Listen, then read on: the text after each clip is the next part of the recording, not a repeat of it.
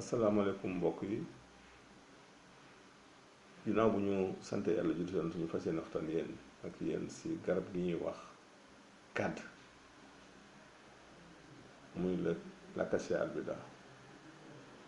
kàdd mi ngi bokk si règne végétal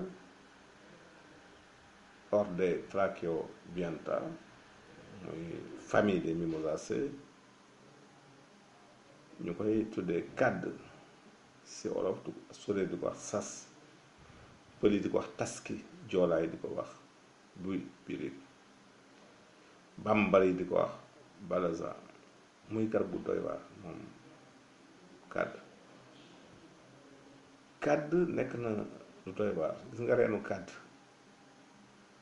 dara gën ko gaaw si yokku kàttanu nit. moom impuissance moom amal reen baax ko di ko naan. soo amee xas mi lu sëqat tar boo baxalee xasu kàdd di ko naan yàlla dem nga taw moom. kàdd lu yaram tàng même jigéen ñi dem ménopause nañuy jël xas mi di ko bax di naan ci kàttanu yàlla dina dimbali. boo amee asthme ak bu mën a doon xasum kàdd mi amul morom. boo amee bronchite xasum kàdd mi amul si morom. kon kàdd nañ leen si bàyyi xel lu am njëriñ noonu moom kàdd. En français, nous allons vous parler aujourd'hui de l'acacia albida.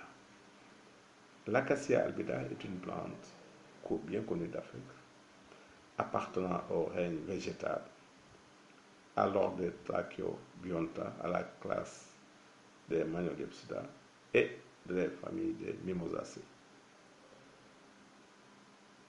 Cette plante s'appelle sas, et appelée sas en haut. Séeréer et taski en peul. Les Joola l'appellent boubiri.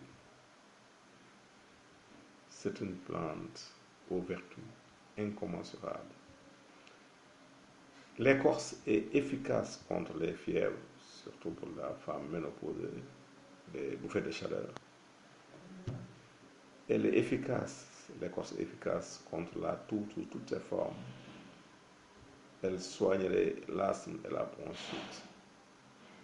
La racine de l'acacia albida serait efficace contre l'impuissance sexuelle.